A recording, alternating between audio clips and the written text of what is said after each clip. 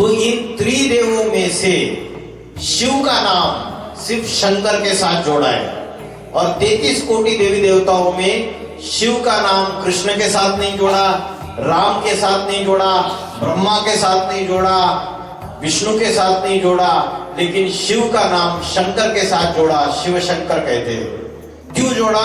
हजारों सालों से शिव के मंदिर बने हुए हैं, लेकिन शिव के जो असली कार्य है वो प्रत्यक्ष रूप में, चैतन्य रूप में शिव आके कैसे करते हैं, इसके बारे में समझेंगे। पहले 2 मिनट के लिए हम सभी ध्यान में बैठेंगे।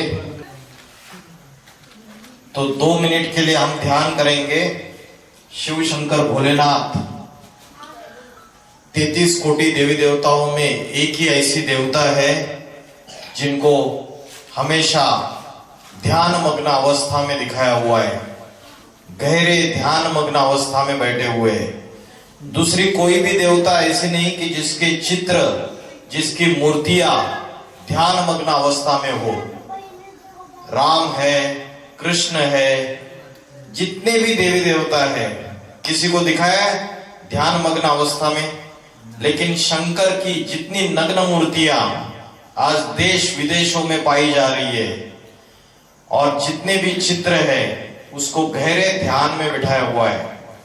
तो शंकर को कहते हैं योगेश्वर, योगीराज। तो आज हम क्या करेंगे, इस कार्यक्रम की शुरुआत 2 मिनट ध्यान में बैठेंगे। भगवत गीता में अध्याय 6 का 12वां और 13वां श्लोक बताता है कि ध्यान की विधि कैसे होनी चाहिए। सभी को सीधा बैठना है, सीधे बैठना है, पीठ सीधी, गर्दन सीधी, सिर सीधा। आपको सभी को यहाँ पे ध्यान लगाना है, भ्रुकुटी के बीच में, मस्तक के बीच में भ्रुकुटी होती है। इस भ्रुकुटी में आपको सभी को ध्यान लगाना है। भगवत गीता में कहा है कि भ्रुकुटी के मध्य में प्राण शक्ति स्थित है, भ्रुकुटी के मध्य में आत्मा रहती है, ये भगवत गीता में कहा है। और शिव जी को तीसरा नेत्र कहाँ दिखाते? कहाँ दिखाते तीसरा नेत्र शिव जी को? यहाँ पे दिखाता है ना, भ्रुकुटी में, 2 आंखों के बीच में। तो ये भ्रुकुटी है, यही तीसरा नेत्र होता है, जो बुद्धि का तीसरा नेत्र है, ज्ञान का तीसरा नेत्र है। तो आप सभी को सीधे बैठ के यहाँ पे ध्यान लगाना है। क्या याद करना है आपको? जैसे आकाश में एक सितारा चमकता है, वैसा सितारा चमक रहा है, ऐसे आपको ध्यान लगाना है। भ्रुकुटी के बीच में मन में अलग अलग विचार आएंगे, उन विचारों के पीछे भागना नहीं है। बहुत विचार आते हैं ना, एक छोड़ के दूसरा आता है, तीसरा आता है, चौथा विचार आता है। तो जो भी विचार आएंगे उनको कंट्रोल करना है, संयम करना है। एक ही विचार कि मेरे भ्रुकुटी के बीच में जैसे आकाश में सितारा चमकता है वैसे सितारा चमक रहा है।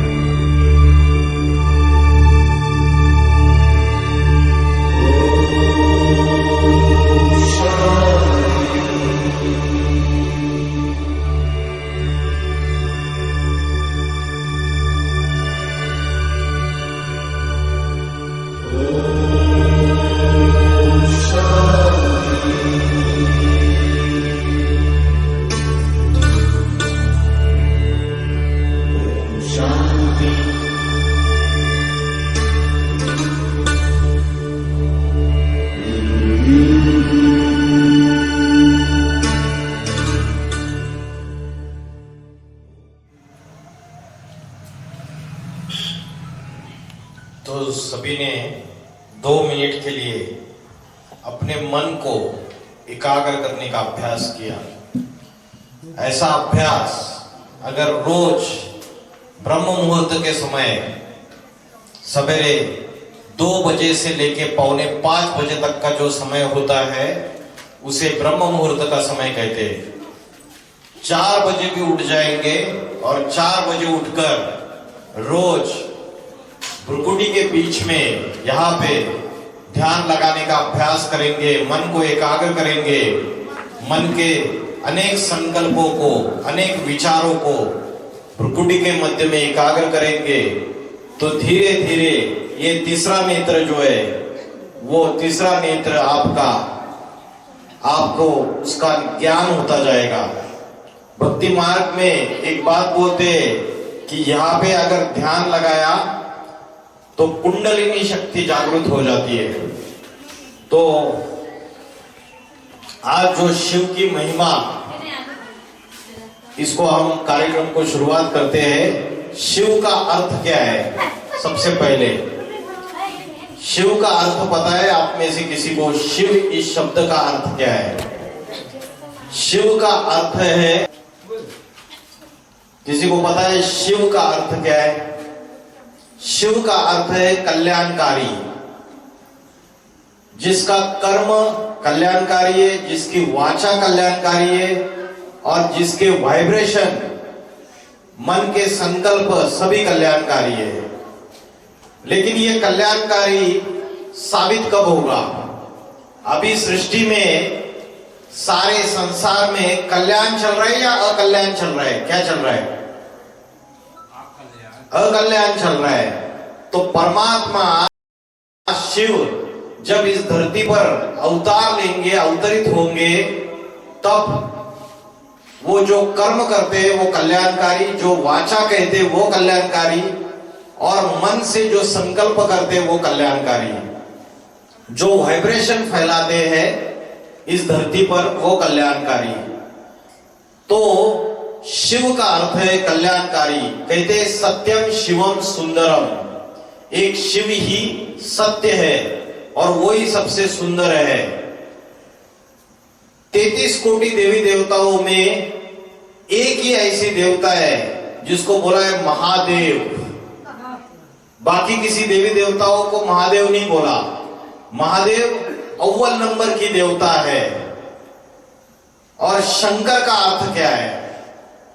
शंकर का अर्थ किसी को पता है? शंकर इस शब्द का अर्थ है शम करोति। शम करोति, जो सारे संसार में शांति लाता है। शम माना शांति, संस्कृत शब्द है। तो जो सारे संसार में शांति लाता है वो शंकर। तो कब लाता है शांति? अभी तो सारी दुनिया में शांति है या अशांति है? क्या है? मेरे मुंह में जवाब नहीं देंगे तो मैं आगे नहीं बढ़ूंगा।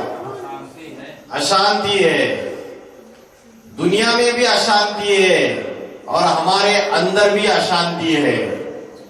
हमारे मन के अंदर राम और रावण की युद्ध चल रही है ना, हर एक के अंदर राम और रावण, अच्छाई और बुराई, इसकी युद्ध चल रही है। सबके मन अशांत है, छोटे बच्चे से लेके बूढ़े तक किसी का भी मन स्थिरियम नहीं है, सबका मन भटक रहा है। 12 ज्योतिर्लिंग जाओ, 4 धाम करो, सारी दुनिया में चाहे महाकुंभ जाओ, फिर भी ये अशांति खत्म नहीं हो रही है। तो शंकर का अर्थ है शम करोति। जब सारी दुनिया में अशांति, दुख, भ्रष्टाचार, व्यभिचार, पापाचार, हिंसा, आतंकवाद बढ़ता चला जाता है, तब शिव इस धरती पर आकर सारे संसार में शांति लाते हैं। इसलिए शंकर को बोलते हैं शांति देवता, शांति देव। तो शिव और शंकर ये दोनों अलग अलग है या एक है? बताइए। अलग अलग है। क्या फर्क है दोनों में? जितने भी शिव के मंदिर है, हम शिवलिंग की पूजा करते हैं, है ना? शिवलिंग। आज भारत में लाखों की तादाद में शिव के मंदिर होंगे और शिवलिंग के रूप में पूजा होती है। बाकी जितने भी देवी देवता है सनातन धर्म में, हिंदू धर्म में, उन सारे देवी देवताओं को हाथ, कान, नाक, पैर मनुष्य जैसा है, लेकिन शिव को हाथ, कान, नाक, पैर कुछ भी नहीं है, लिंग है, लिंग मूर्ति। शिव के लिए क्या बोलते हैं? बिनु पग चले सुने बिन काना, कर बिन कर्म करे विधि नाना, आनन रहित सकल रस भोगी, बिनु वाणी वक्तावर जोगी। बिनु पग चले मतलब मुझे पैर ही नहीं है फिर भी मैं चलता हूं। सुने बिन काना, मुझे कान नहीं है फिर भी मैं सुन सकता हूं। आनन रहित सकल रस भोगी, आनन माना मुख, मुख नहीं है लेकिन सभी रसों का भोगता हूं। बिनु वाणी वक्तावर जोगी, वाणी नहीं है लेकिन अच्छा वक्ता हूं। तो शिव के लिए जो हम पूजा करते हैं मंदिरों में, वो शिवलिंग की पूजा करते हैं। बाकी सारी देवी देवताओं की पूजा जो करते हैं उनको हाथ, कान, नाक, पैर मनुष्य जैसा है। शिवलिंग के सामने माथा टेकते हैं। कभी सोचा है कि शिवलिंग का आकार ऐसा क्यों है? कारण क्या है? पता है किसी को शिवलिंग का आकार ऐसा क्यों है? हाँ, नहीं पता है। हाँ, नहीं पता है तो नहीं बोलना है। तो शिवलिंग का आकार इसलिए है क्योंकि शिव जो है वो निराकार ज्योति स्वरूप है। अभी निराकार ज्योति स्वरूप जो परमात्मा है उसकी पूजा कैसे करें? तो भक्तों ने उसको बड़ा आकार दे दिया ज्योति को। शिव ज्योति स्वरूप है तो उसको बड़ा आकार दे दिया और शिवलिंग के रूप में उसकी पूजा करने लगे। और परमात्मा जो है वो निराकार ज्योति स्वरूप है। ये सिर्फ हिंदू धर्म वाले नहीं मानते हैं, दूसरे दूसरे धर्म वाले भी मानते हैं। शंकर जो है वो साकार स्वरूप है और जो शिव है, शिवलिंग जिसकी हम पूजा करते हैं, वो निराकार स्वरूप है। निराकार और साकार, जैसे परमात्मा निराकार है, जब इस धरती पर अवतार लेता है तो साकार मनुष्य शरीर का आधार लेता है। तो साकार है शंकर और शिव है निराकार। आपने देखा रहेगा कि शंकर को हमेशा ध्यान मग्न अवस्था में दिखाया हुआ है। अगर शंकर भगवान है तो किसका ध्यान कर रहा है? कभी सोचा भगवान को किसी का ध्यान करने की दरकार है क्या? तो जरूर शंकर जिसकी ध्यान में है वो निराकार शिव है, ज्योति स्वरूप। और परमात्मा शिव जो ज्योति स्वरूप है, इसका गायन सभी धर्मों में है। बाकी धर्मों में अगर आप देखेंगे, ये चित्र दिखाई दे रहा है सबको, तो 12 ज्योतिर्लिंग जो है, चाहे अमरनाथ है, रामेश्वरम है, विश्वनाथ है, काशी विश्वनाथ, सोमनाथ है, वहां हम शिवलिंग की पूजा करते हैं। तो सारे सनातनी जितने भी हिंदू है, इस बात की मान्यता है कि शिव ज्योति स्वरूप निराकार है। अभी क्रिश्चियन धर्म जो है, ईसाई धर्म, उसमें ईसाई धर्म के जो मुखिया है, धर्म संस्थापक, उनका नाम क्या है पता है आपको? क्या नाम है? बच्चों को पता है किसी को? ईसाई धर्म किसने स्थापन किया? स्कूल में सिखाया कभी? ईसाई धर्म किसने स्थापन किया? ईसाई धर्म ने स्थापन किया जीसस क्राइस्ट, यीशु क्रिस्त, जीसस क्राइस्ट बोलते हैं। तो जिन्होंने ईसाई धर्म स्थापन किया, उनको अगर देखेंगे ध्यान से, वो उंगली ऊपर कर देते हैं। बोलते हैं कि परमात्मा जो है, गॉड जो है, वो ऊपर है। और बोलते हैं गॉड इज लाइट, मतलब ईश्वर ज्योति स्वरूप है। तो ईसाई धर्म वाले भी इस बात को मानते हैं कि ईश्वर ज्योति स्वरूप है। और अगर ईसाई धर्म जो उनका जो चर्च होता है ना, चर्च, उस चर्च में अगर जाएंगे तो संडे संडे वो एक मोमबत्ती की जोत के ऊपर ध्यान लगाते हैं। अगर आप जाकर देखेंगे उनके चर्च में, तो मोमबत्ती की जोत के ऊपर ध्यान लगाते हैं। इससे साबित होता है वो भी परमात्मा को निराकार ज्योति स्वरूप मानते हैं। फिर मुस्लिम धर्म मक्का मदीना काबा में जब जाते हैं सारे मुसलमान, तो वहां पे संगे अस्वद नाम का काला पत्थर है। वो संगे अस्वद नाम का जो काला पत्थर है, उसका आकार शिवलिंग जैसा ही है। उसके ऊपर उन्होंने बड़ा चबूतरा बना दिया, क्यूबिकल। काला पत्थर जो है उसका आकार शिवलिंग जैसा ही है। और बोलते हैं कि जो हजरत इब्राहिम है, अब्राहम, जिससे इस्लाम धर्म की शुरुआत हो गई, उन्होंने जाके मक्का में शिवलिंग की स्थापना की थी। तो उसका जो आकार है संगे अस्वद का, उसका आकार भी ज्योति स्वरूप है। और सारे मुस्लिम लोग अपने जीवन में एक बार मक्का में जाते हैं, उसको चूमते, चाटते हैं, रोते, चिल्लाते, गिड़गिड़ाते, उसके सामने अपने सारे पाप बयान करते हैं, तो वो निराकार ज्योति स्वरूप है। तो मुस्लिम लोग भी इस बात को मानते हैं, क्रिश्चियन लोग भी, ईसाई लोग भी इस बात को मानते हैं। और जो सिख लोग हैं, सिखों के धर्मगुरु कौन है पता है आपको? सिखों के जो पंजाब में सिख लोग हैं, उनके धर्मगुरु का नाम क्या है? गुरु नानक जी। गुरु नानक जी भी बोलते हैं, उंगली ऊपर कर देते हैं, एक ओंकार निराकार अकाल मूर्त है। वो भी इस बात को मानते हैं कि भगवान जो है निराकार ज्योति स्वरूप है। तो सभी धर्म वाले, चाहे ईसाई है, चाहे मुसलमान है, चाहे हिंदू है, सभी धर्म वाले इस बात को मानते हैं कि परमात्मा निराकार ज्योति स्वरूप है।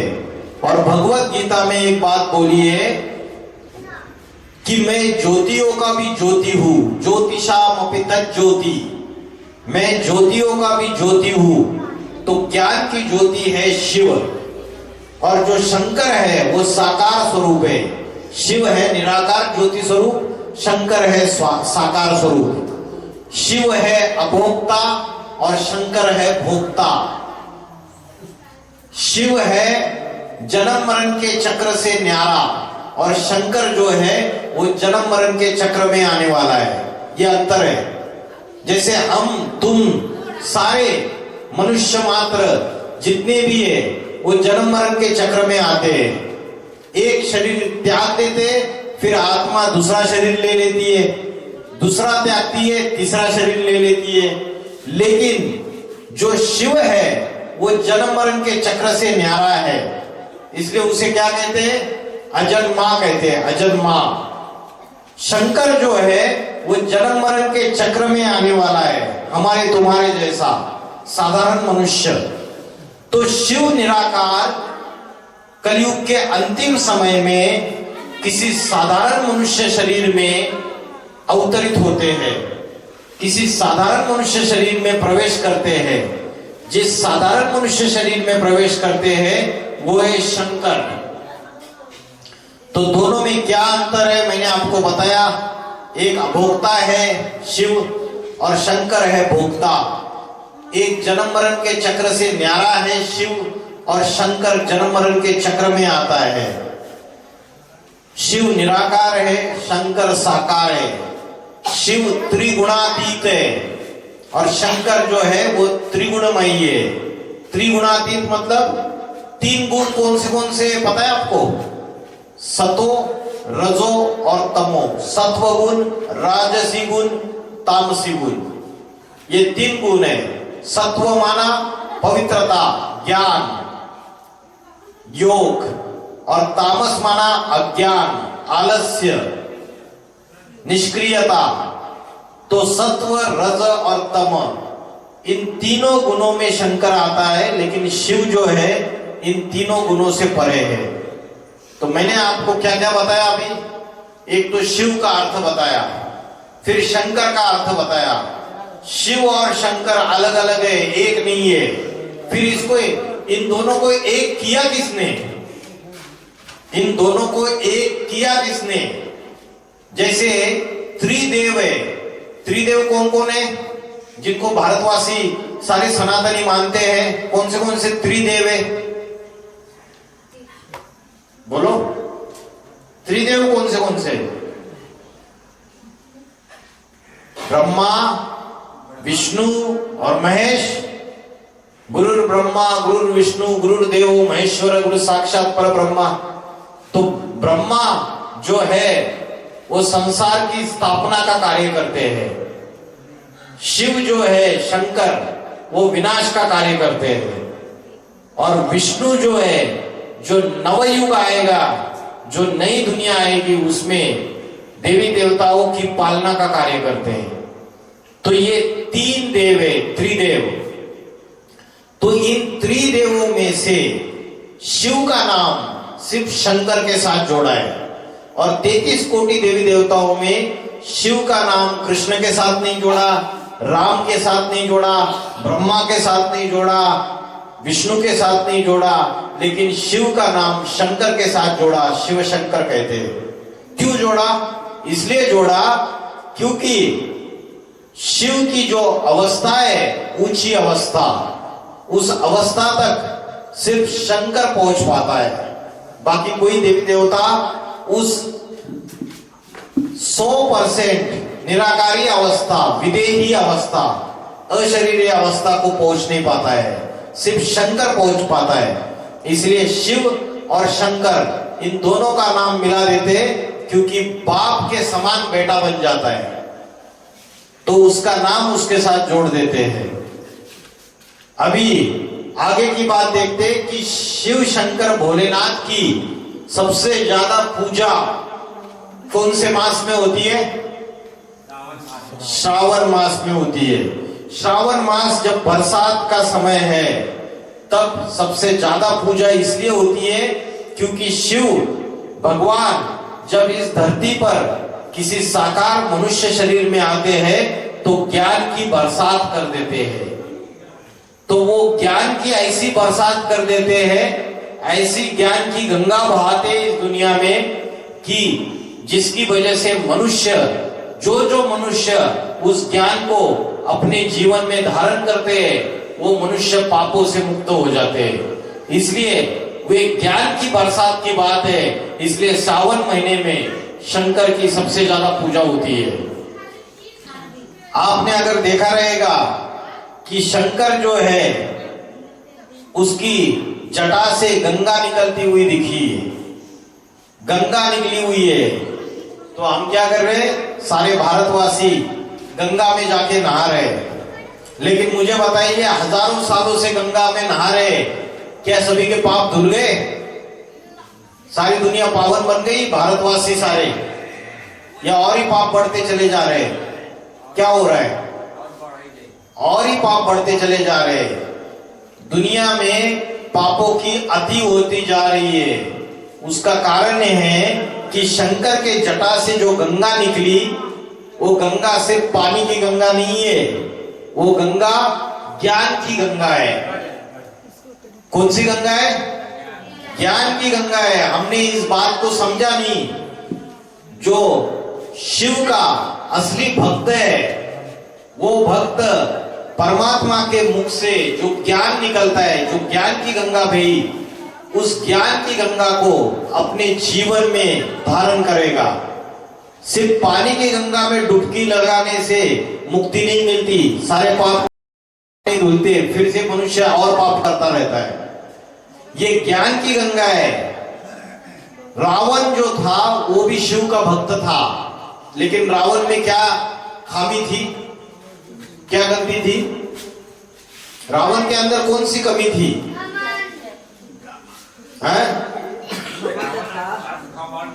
रावण के पास घमंड था। और रावण जो है शिव का भक्त था, प्रकांड पंडित था, ज्ञानी था, लेकिन ज्ञान को अपने जीवन में, व्यवहार में धारण नहीं करता था,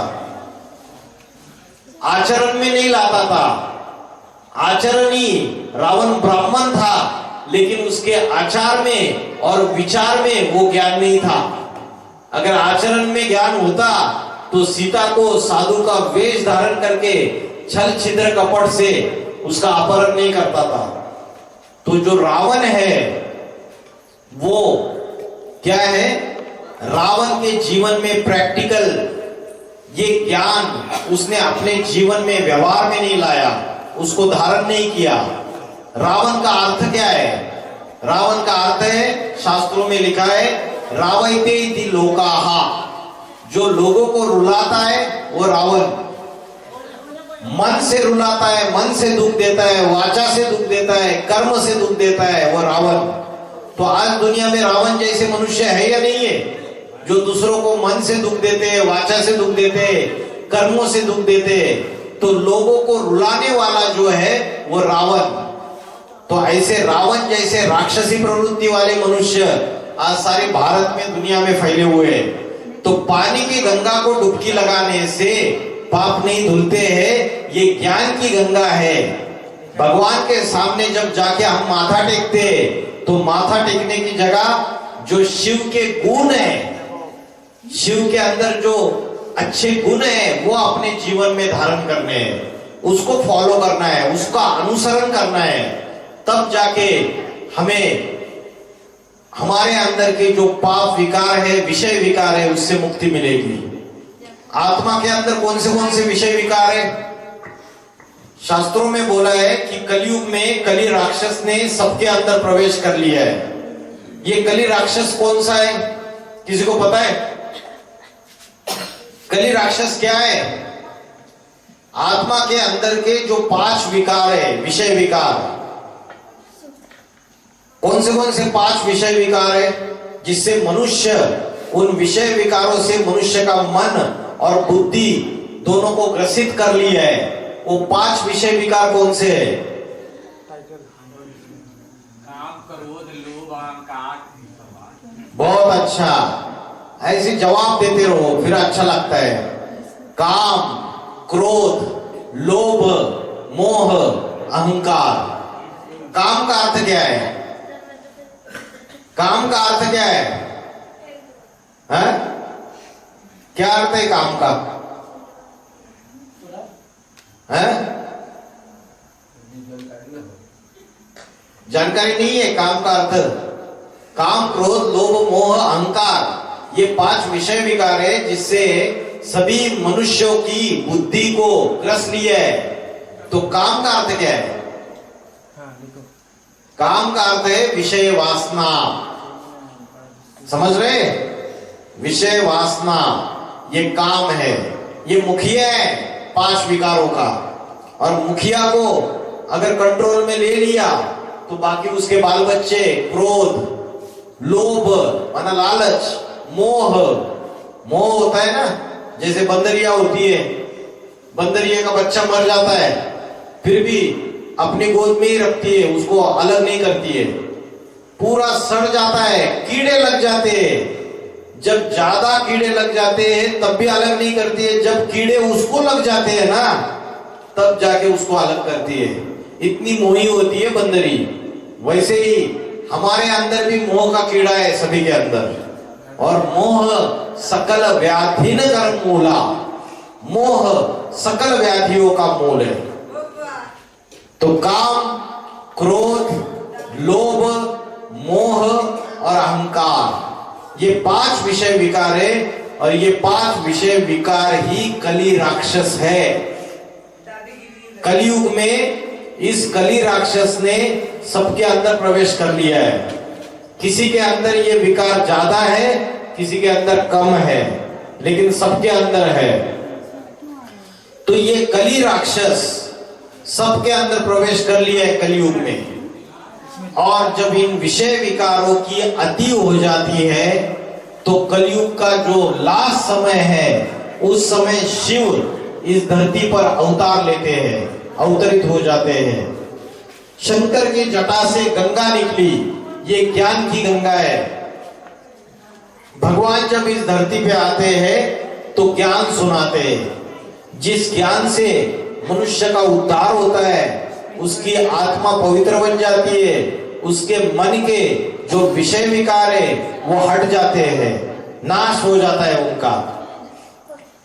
तो भगवत गीता में बोला है कि भगवान जो है, शिव जो है, वो इस सारे जगत का बीज है।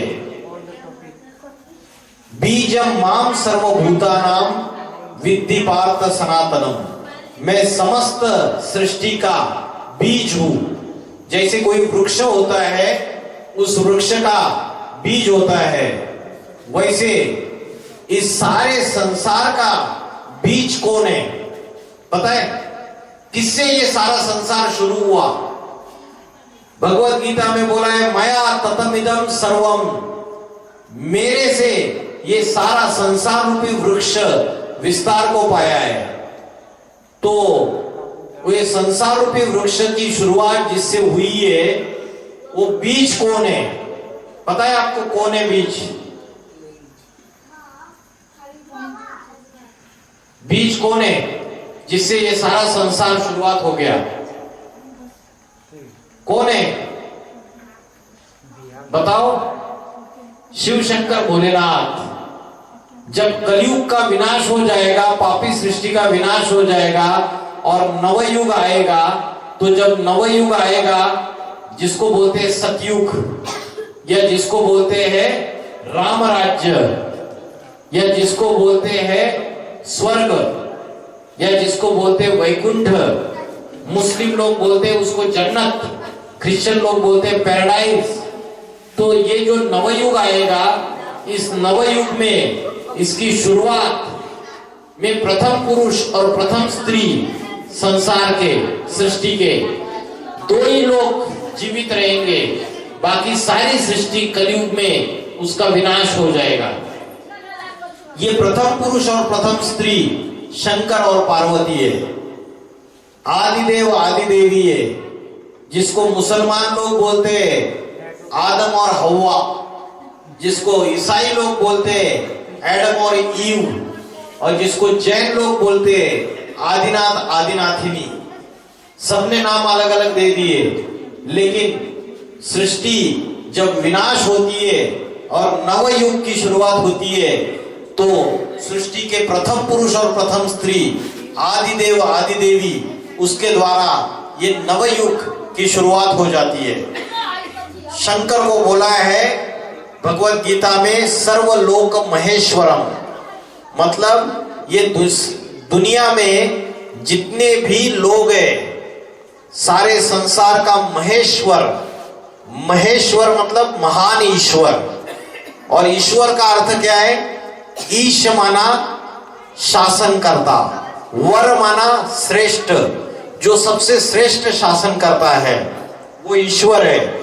इसलिए भगवत गीता में बोला परम ऐश्वर्य रूपम, भगवान को बोला अज भगवत गीता में, मतलब वो जन्म मरण के चक्र में नहीं आता है, वो अजन्मा है।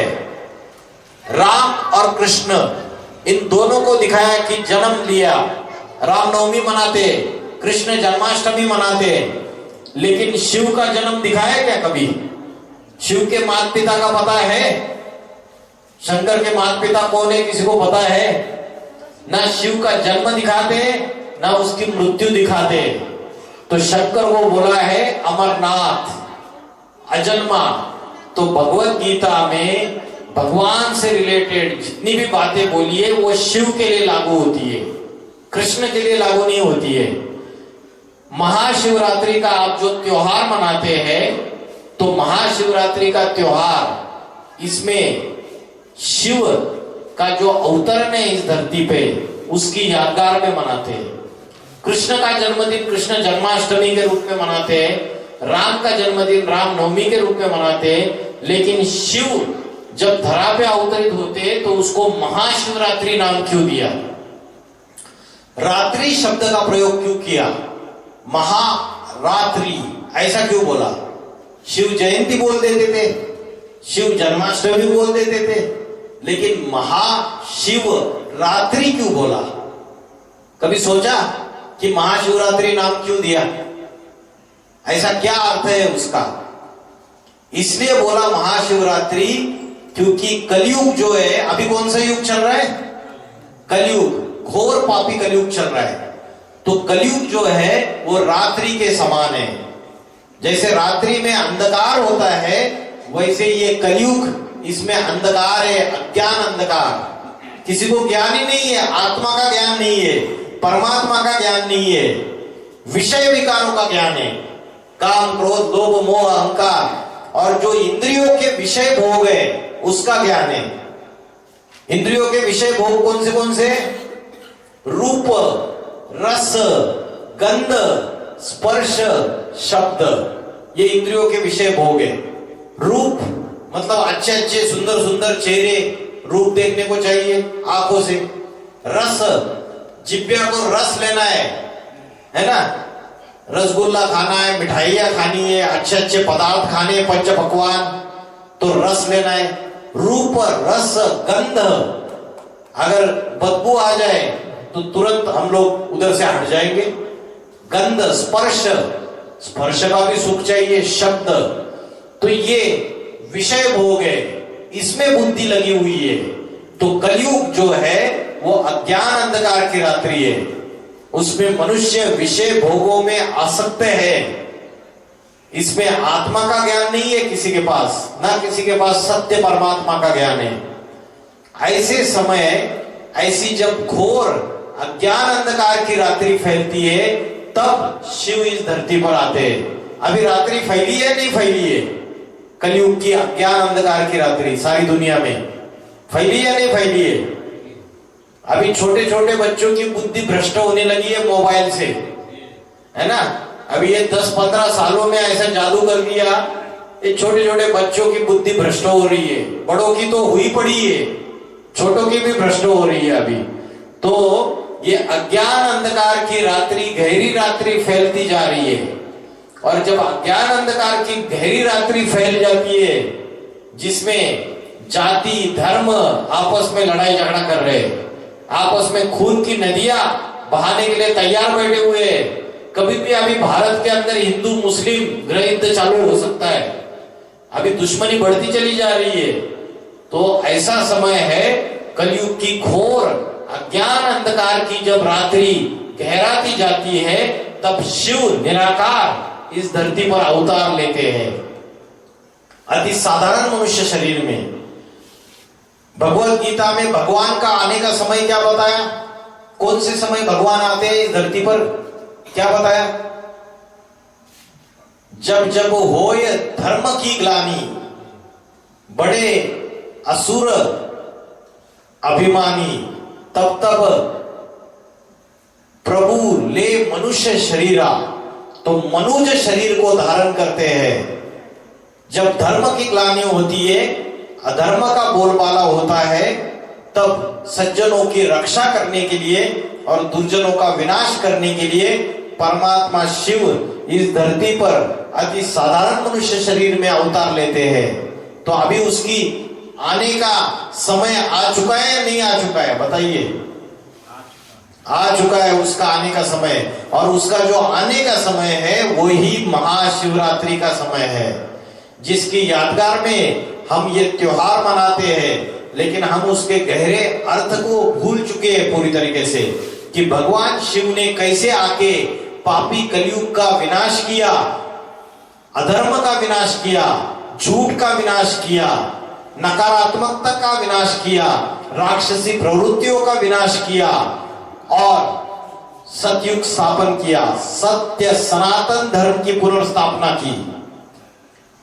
सनातन धर्म किसने स्थापन किया और कब स्थापन किया? पता है किसी को? किसी को पता है सनातन धर्म की स्थापना किसने की और कब की? सनातन का अर्थ क्या है? पता है सनातन का अर्थ क्या है? सनातन का अर्थ है शाश्वत, जिसका ना आदि है ना अंत है, जो कब शुरुआत हुआ किसी को पता नहीं है और उसका अंत भी किसी को पता नहीं है। बाकी जितने दूसरे धर्म आए, इस्लाम धर्म आया, ईसाई धर्म आया, सिख धर्म आया, आर्य समाज आया, संन्यास आया, आदि शंकराचार्य का, ये सारे धर्म अभी 2-2.5 हजार साल में आए। लेकिन सनातन धर्म ये अति प्राचीन है, 5000 साल पुराना है, ये आदि अनादि है, इसका ना आदि है ना अंत है। तो सनातन माना शाश्वत, और सनातन ये एक ही ऐसा धर्म है जिसकी स्थापना स्वयं भगवान आके करते हैं, स्वयं शिव आकर करते हैं। बाकी दूसरे धर्म जो है वो मनुष्यों ने स्थापन किए। लेकिन सनातन धर्म की स्थापना स्वयं शिव आकर करते हैं। कब करते हैं? हर पापी कलयुग के अंतिम समय में।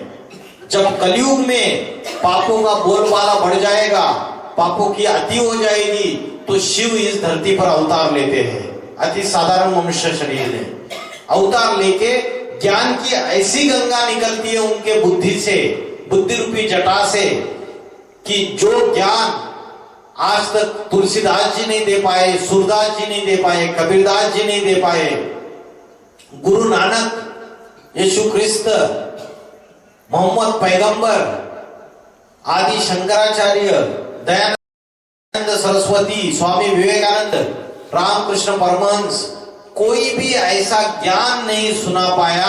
ऐसा ज्ञान संसार के आदि, मध्य और अंत का शिव आकर सुनाते। इसलिए शिव को बोला है त्रिकालदर्शी, जो तीनों कालों को जानने वाला है। वर्तमान काल को भी जानता है, भूतकाल को भी जानता है और भविष्य को भी जानता है। वो बुद्धिमानों की बुद्धि है, सारी सृष्टि का बुद्धिमान है सबसे बड़ा। तो उसके अंदर इस सारे संसार का ज्ञान समाया हुआ है। वो अखूट ज्ञान का भंडार है, वो ज्ञान का सागर है, वो प्रेम का सागर है, वो आनंद का सागर है, सच्चिदानंद बोलते हैं। वो पवित्रता का सागर है, वो शांति का सागर है। हमारी मन और बुद्धि हम उससे योग लगाएंगे तो हमारे अंदर भी पवित्रता, शांति, सुख, आनंद, ये सब कुछ, सच्चा प्रेम, सब कुछ आ जाएगा। आज हम योग किससे लगा रहे हैं? अपनी बुद्धि किससे लगा रहे हैं? जो खुद राक्षसी प्रवृत्ति के ऐसे लोगों के साथ बुद्धि लगाते हैं, बुद्धि का योग, ऐसे लोगों को याद करते हैं हम, तो हमारे अंदर राक्षसी प्रवृत्ति आएगी या देवता की प्रवृत्ति आएगी? क्या होगा? संग किसका करते हैं हम? संग कुसंग करते हैं या सत्संग करते हैं? क्या करते हैं? आज सारे मनुष्य कलयुग में कुसंग तो कर रहे हैं। कलयुग में सबसे बड़े दो दोष है। कौन से दोष है सबसे बड़े कलयुग में? अन्न दोष और संग दोष, ये दो दोष सबसे बड़े दोष है। और आज दुनिया में जो मनुष्य का पतन हो रहा है, मनुष्य पापी बढ़ता चला जा रहा है, बनता चला जा रहा है, पतित बन रहा है, उसका मूल कारण है अन्न दोष और संग दोष। तो एक सत्य शिव का संग करना चाहिए बुद्धि से, एक शिव का ज्ञान सुनना चाहिए, अपने जीवन में धारण करना चाहिए, एक शिव के साथ योग लगाना चाहिए। तो महाशिवरात्रि का अर्थ मैंने आपको बताया। महाशिवरात्रि के दिन आप क्या करते हैं? जागरण करते हैं, रात भर जागते हैं पूरा। ये जो जागरण है, ये अज्ञान की निद्रा से जागने का समय है। हम आज अज्ञान में फंसे हुए हैं। जैसे दिखाते हैं कि कुंभकर्ण जो है वो 6 महीने सोता था, तो आज भारतवासी भी सारे कुंभकर्ण बन गए, अज्ञान की निद्रा में सो रहे। उनको पता ही नहीं है कि परमात्मा शिव जो ईश्वर है वो इस धरती पर अवतरित हो चुका है, अति साधारण मनुष्य शरीर में आ चुका है, और वो ज्ञान सारी सृष्टि में ज्ञान की गंगा बहा रहा है। जैसे क्या बोलते हैं शास्त्रों में, जब भगवान आते हैं तो कोई विरला ही उनको पहचान पाता है ना? किसी भी साधारण मनुष्य में रहेंगे पहचान नहीं पाता है। भगवत गीता कहती है कि सहस्त्रों मनुष्यों में कोई थोड़े थोड़े मनुष्य है जो मुझे प्राप्त करने के लिए प्रयत्न करते हैं, और उसमें से भी कोई थोड़े मनुष्य है जो मुझे पहचान पाते हैं तत्व सहित। इसलिए बोला है मनुष्याना सहस्त्रेषु कश्चित् यतति सिद्धये यततामपि सिद्धाना कश्चित् माम वेत्ति तत्वता।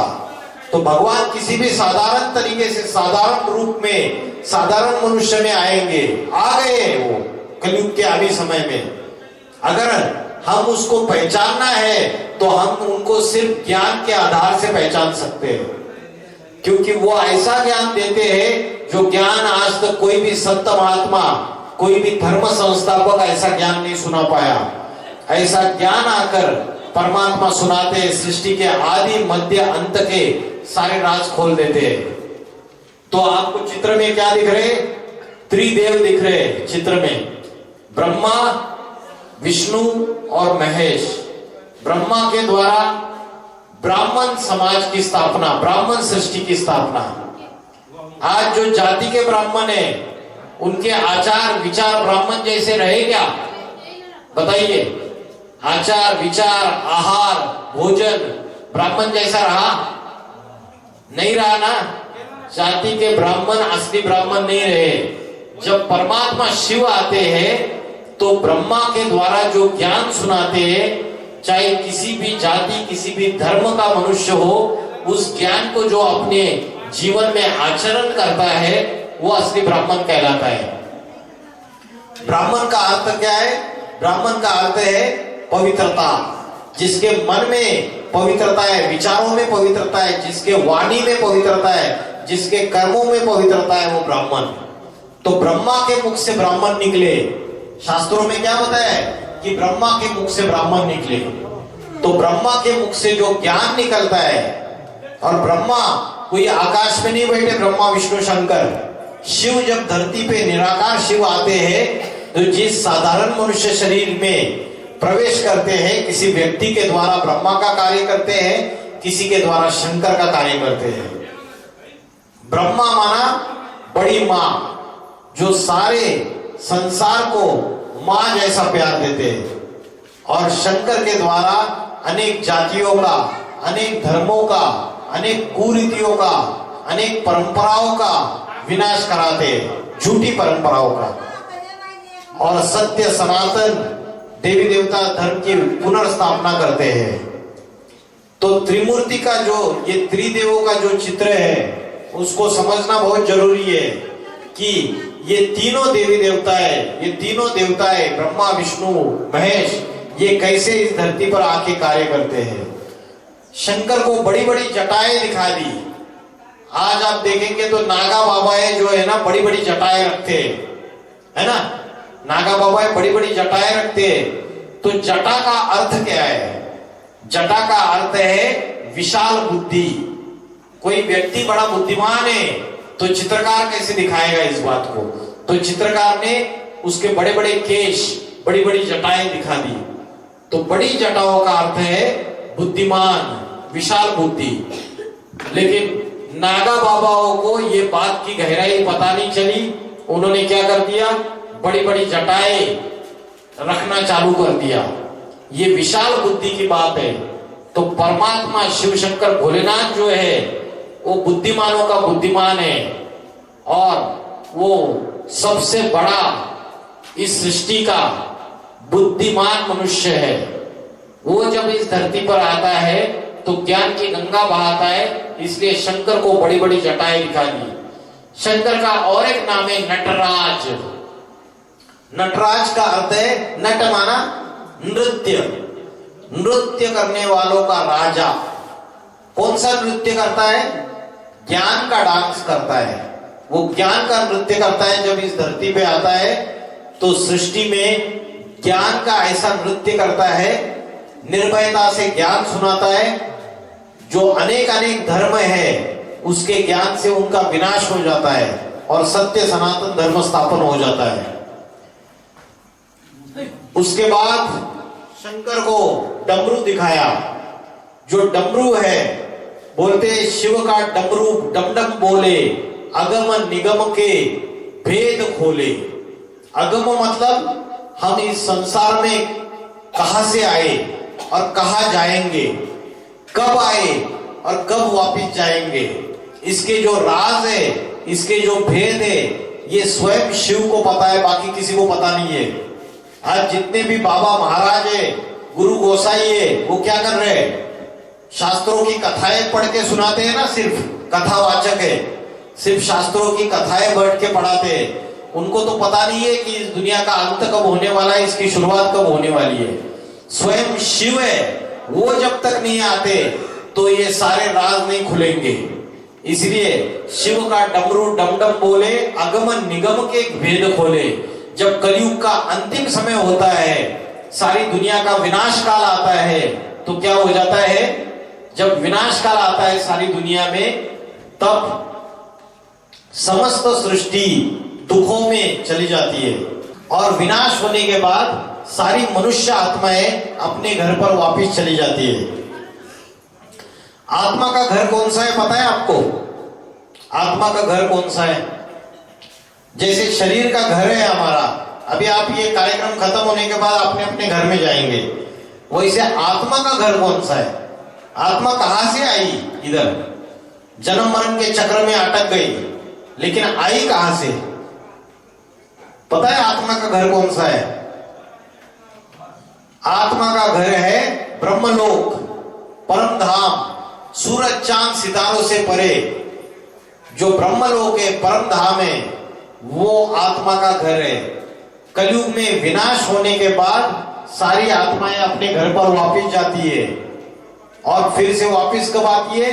जब नवयुग शुरुआत हो जाएगा, तो जो पवित्र बनी हुई आत्माएं, जिन्होंने अपनी आत्मा को पवित्र बनाया, वो सतयुग में नीचे आएगी और धीरे धीरे धीरे धीरे दुनिया की जनसंख्या बढ़ती चली जाएगी। आपने चित्रों में देखा रहेगा कि शंकर को निर्वस्त्र दिखाया है, शंकर को कोई वस्त्र नहीं दिखाया है। ब्रह्मा को वस्त्र दिखाया, विष्णु को पीतांबर वस्त्र दिखाया, अलंकार दिखाए, लेकिन शंकर को निर्वस्त्र क्यों दिखाया? कपड़े उसको नहीं दिखाए, कारण क्या है? नग्न दिखाया, कारण क्या है पता है आपको? और उसको देख के नागा बाबा भी नग्न रह रहे, और जैनियों के जो मुनि होते हैं, साधु सन्यासी, वो भी नग्न रहते, कारण क्या है? ये चित्रकार की चित्रकारिता है। जैसे ये कुर्ता मैंने पहना है, कल मैं अलग कुर्ता पहनूंगा, परसों अलग पहनूंगा, वैसे शरीर ये आत्मा का वस्त्र है। शरीर क्या है? आत्मा का वस्त्र है। शरीर पुराना हो जाता है, बूढ़ा हो जाता है, बीमार हो जाता है, तो आत्मा इस शरीर का त्याग करती है और नया शरीर धारण करती है, मतलब नया शरीर रूपी वस्त्र धारण करती है। तो जैसे ये कपड़ा है, वैसे शरीर भी कपड़ा है। शिव शंकर भोलेनाथ को ऐसी ध्यानमग्न अवस्था है, उनको अपने शरीर रूपी वस्त्र का भान नहीं है, उनको अपनी इंद्रियों की स्मृति नहीं है, अपने देह का भान नहीं है, इसलिए शंकर को उसको देह रूपी वस्त्र का भान नहीं है, इसलिए शंकर को नग्न दिखाया। तो चित्रकार की चित्रकारिता है, चित्रकार अपनी भावभंगिमा चित्र में डाल देता है, लेकिन इस बात को मनुष्य समझ नहीं पाए। फिर शंकर के गले में सर्प दिखाए। कोई सांप होते हैं क्या?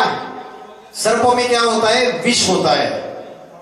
तो भगवान जब इस धरती पे आते हैं तो हम सारे मनुष्य विषैले बन गए, विषैले सांप जैसे।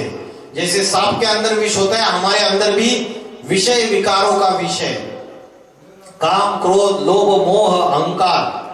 तो ऐसे विषैले जो मनुष्य है उनको अपने साथ ले लेता है और उनको भी पावन बना देता है, पतित से पावन बना देता है। इसलिए शंकर के गले में सर्प दिखाए, बोलते चंदन विष व्यापक लिपटे रहे भुजंग। चंदन का जो वृक्ष होता है उसमें भुजंग लिपटे रहते हैं, लेकिन फिर भी चंदन की लकड़ी सुगंध देती है। वैसे ही भगवान जब इस धरती पे आते हैं तो कितने भी विषय विकारी मनुष्य उनके संग संबंध संपर्क में आ जाए, उनके संग में आ जाए, तो भी भगवान महादेव के ऊपर कोई असर नहीं पड़ता है। तो ऐसे विषय विकारी सर्पों जैसे मनुष्य को अपने ऊपर धारण कर लेते हैं, उसके बावजूद उनको फर्क नहीं पड़ता है। फिर दिखाया है सागर मंथन, समुद्र मंथन हुआ, और जब समुद्र मंथन हुआ तब क्या हुआ? उससे विष निकला, और विष देखकर सभी देवी देवताएं घबरा गए, लेकिन शिवजी ने, शंकर ने वो विष प्राशन किया। वो विषय विकारों का विष है, और जो समुद्र मंथन है वो ज्ञान सागर का मंथन है, ज्ञान का मनन चिंतन मंथन है। शंकर को त्रिशूल दिखाया जाता है। त्रिशूल दर्शाता है तीन गुणों को, सत्व रजस तमस। तमस माना राक्षसी प्रवृत्तियां ज्यादा, सत्व गुण माना दैवी प्रवृत्ति ज्यादा, दैवी गुण ज्यादा, शांति, प्रेम, प्राणियों के ऊपर दया, अहिंसा, क्षमा, धैर्य, ये सारी दैवी गुण है। तो शिव शंकर भोलेनाथ के हाथ में त्रिशूल दिखाते, वो सत्व, राजसी और तामसी इन तीनों गुणों का बैलेंस, उसके अर्थ दिखाते। आपने देखा रहेगा शिव शंकर भोलेनाथ के सारे शरीर पे भस्म रमाया हुआ है। उसका अर्थ क्या है? भस्म रमाया हुआ है। आज नागा बाबा सारे भस्म रमाते हैं ना शरीर पे, तो भस्म का अर्थ क्या है? इसका अर्थ ये है कि मनुष्य मरने के बाद उसका शरीर जला दिया जाता है तो क्या रहता है? राख, भस्म रह जाती है। मतलब ये शरीर नश्वर है। हम क्या करते हैं? शरीर नश्वर होने के बावजूद इससे मोह लगा रहे, इससे आसक्ति लगा रहे, इसकी इंद्रियों में, इसके जो विषय भोगों के अंदर फंस रहे पूरी तरीके से। तो ये सारा शरीर नश्वर है, ये जगत भी नश्वर है, ये संसार भी नश्वर है, जिसकी यादगार में भस्म रमाया हुआ है शंकर ने। और शंकर के मंदिर कहाँ दिखाते? शमशान में दिखाते। आपने देखा है कभी शंकर की बड़ी बड़ी मूर्तियां शमशान में रखी रहती है? इसलिए शमशान में रखा रहता है कि शमशान में जैसे सारी लाशें गिरी हुई है, वैसे ही जब सारे संसार का विनाश होता है, प्रलय काल आता है, उत्तर दक्षिण पूर्व पश्चिम 14 काल फिरे, जब सारे संसार का प्रलय काल आता है, तब विनाश काल के समय एक शिव शंकर भोलेनाथ का ही सहारा मिलता है। तो इसलिए शमशान दिखाया हुआ है। तो बोलते हैं महाकाल की शरण में जो जाएगा उसको काल क्या खाएगा? जो महाकाल की शरण में जाएगा उसको काल कुछ नहीं कर सकता, उसका मृत्यु कुछ बिगाड़ नहीं सकता। तो परमात्मा का ये जो कार्य है, अभी ये कार्य प्रैक्टिकल में चल रहा है। शंकर को दिखाते हैं कि कामदेव को भस्म किया।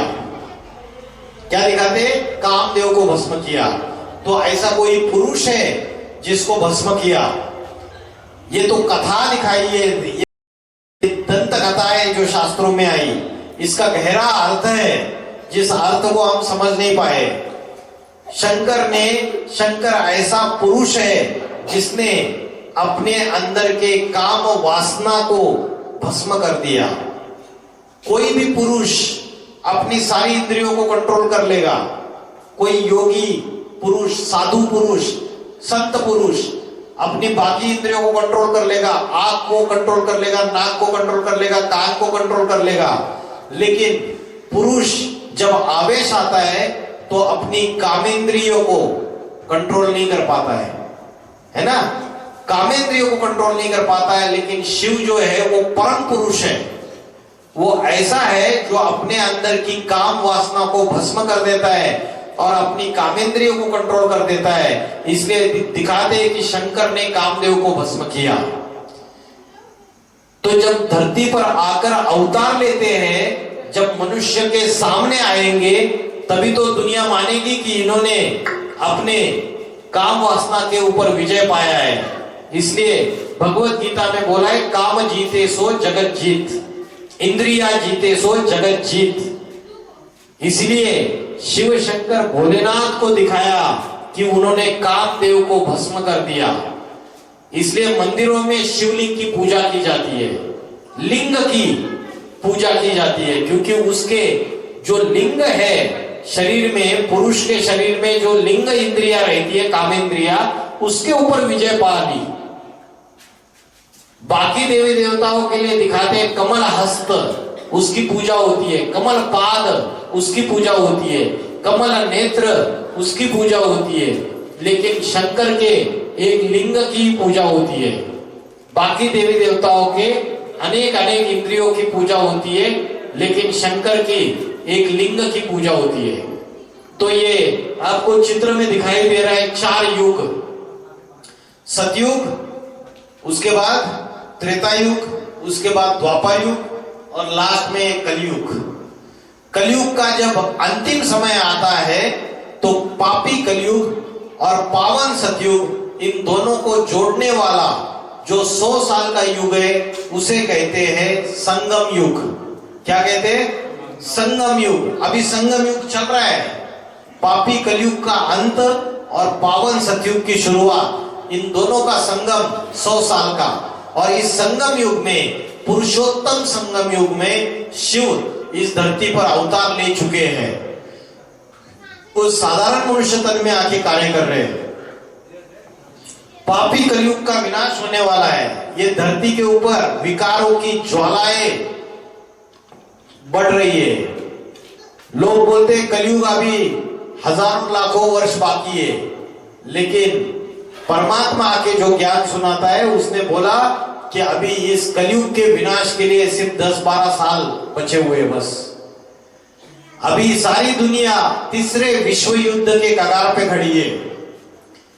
सारे बड़े बड़े देश आपस में लड़ाई झगड़ा कर रहे, युद्ध चल रही है। अमेरिका, रशिया, यूक्रेन, चाइना, चीन देश, पाकिस्तान, अफगानिस्तान, सारी लड़ाइयां चल रही है। भारत है ना, इजराइल, सारे देशों में लड़ाई झगड़े चल रहे हैं। धर्मों के बीच में लड़ाई झगड़े चल रहे हैं। धर्म आपस में लड़ाई झगड़ा कर रहे हैं। और सारी दुनिया में कभी भी विश्व युद्ध शुरुआत हो सकता है 2-3 सालों में। अभी 1-2 साल में ही चालू हो सकता है। आज से 80 साल पहले इस दुनिया में परमाणु बम नहीं था। परमाणु बम, शंकर जी का क्या नारा है? हर हर बम बम। जब भगवान आता है धरती पे तो बम फटना चालू हो जाते हैं। तो परमाणु बम, एटम बम मनुष्य ने अपनी तीखी बुद्धि से, विज्ञान ने तैयार कर लिए। छोटे से छोटे देश के पास आज ये परमाणु बम है, परमाणु अस्त्र शस्त्र है।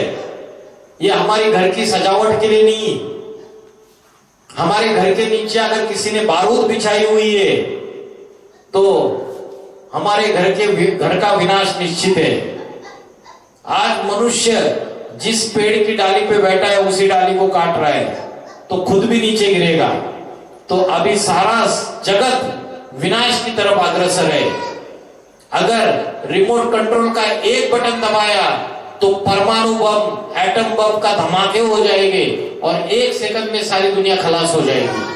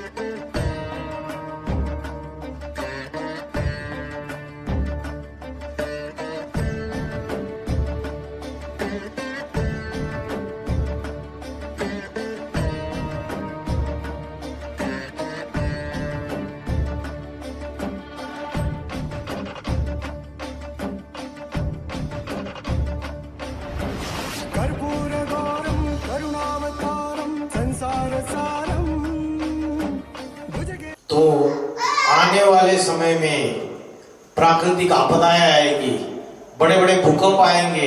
अभी 5-6 दिन पहले अपने बाजू का जो देश है म्यांमार और थाईलैंड, यहाँ भूकंप आया बड़ा और अभी तकरीबन 10,000 लोग मर गए।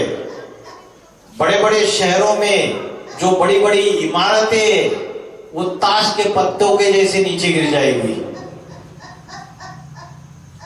भूकंप, ज्वालामुखी, सुनामी, ऐसे बड़े बड़े संकट आ रहे। हिंदू मुस्लिम गृह युद्ध शुरू होने की संभावनाएं हैं। जैसे 1947 में जब भारत स्वतंत्र हुआ तो भारत और पाकिस्तान बंटवारा जब हुआ तो हिंदू मुस्लिम लड़ाइयां हुई, खून की नदियां बही, ट्रेनें की ट्रेनें काट दी गई, इतना नरसंहार हुआ। अभी ऐसा समय भारत के अंदर भी आने वाला है। अगर तीसरा विश्व युद्ध हुआ तो उससे क्या होगा? उससे परमाणु बम और परमाणु अस्त्र शस्त्र का इस्तेमाल होगा। परमाणु अस्त्र शस्त्र का इस्तेमाल करने से, उनके विस्फोट से धरती पे गर्मी बढ़ जाएगी। गर्मी इतनी ज्यादा बढ़ेगी कि उत्तर ध्रुव और दक्षिण ध्रुव के बर्फ के पहाड़ पिघल जाएंगे और उससे समुद्र का जलस्तर बढ़ता चला जाएगा।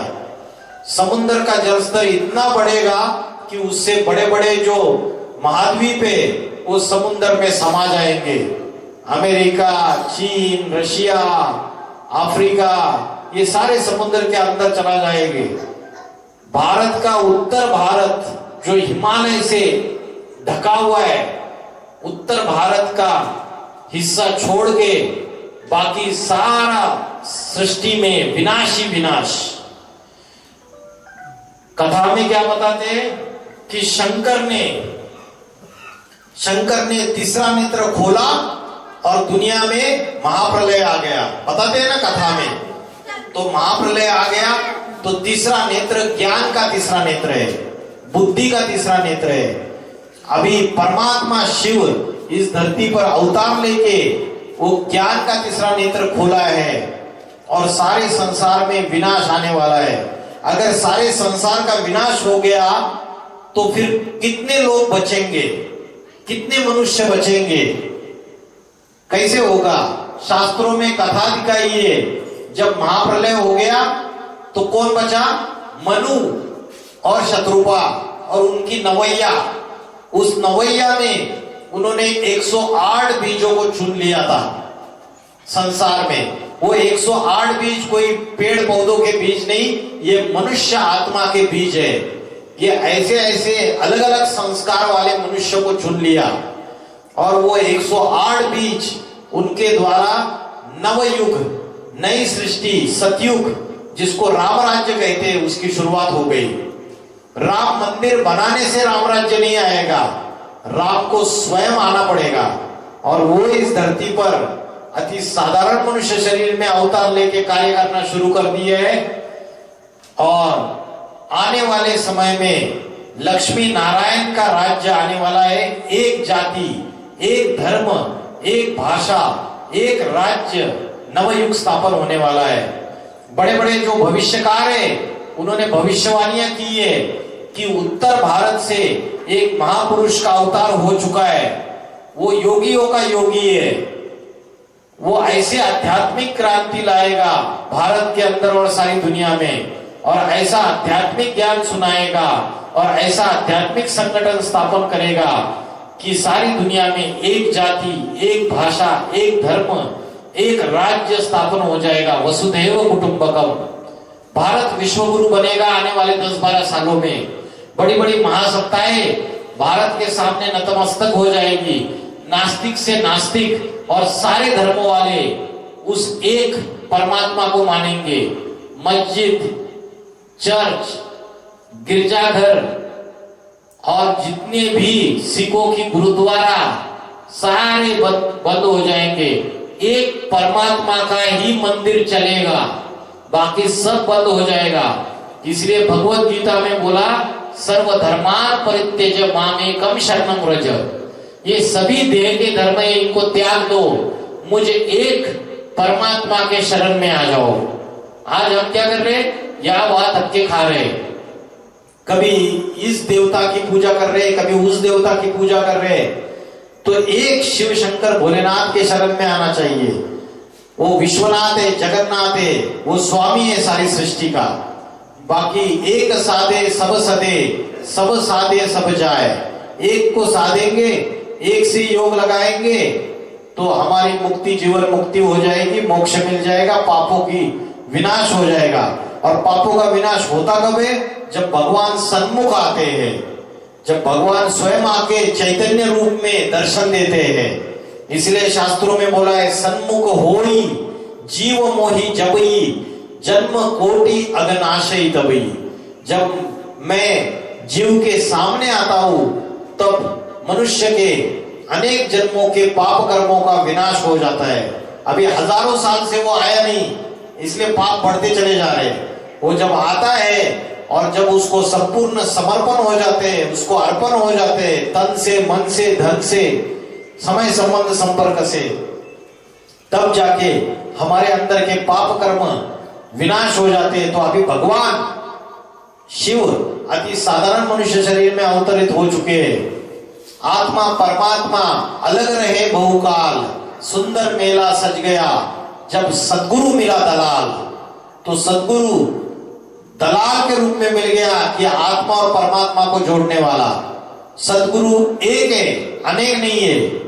आज क्या है, कोई भी बाबा महाराज खड़े हो जाते, उनको सदगुरु बोलना चालू कर देते। सत्य एक होता है, अनेक नहीं हो सकता है। सत्यम शिवम सुंदरम है, और वो सदगुरु एक ही है, अनेक नहीं है। तो वो सदगुरु इस सृष्टि पर आता है और सभी मनुष्य आत्माओं की गति सदगति करता है, और उसका कार्य चल रहा है आध्यात्मिक विश्वविद्यालय के द्वारा।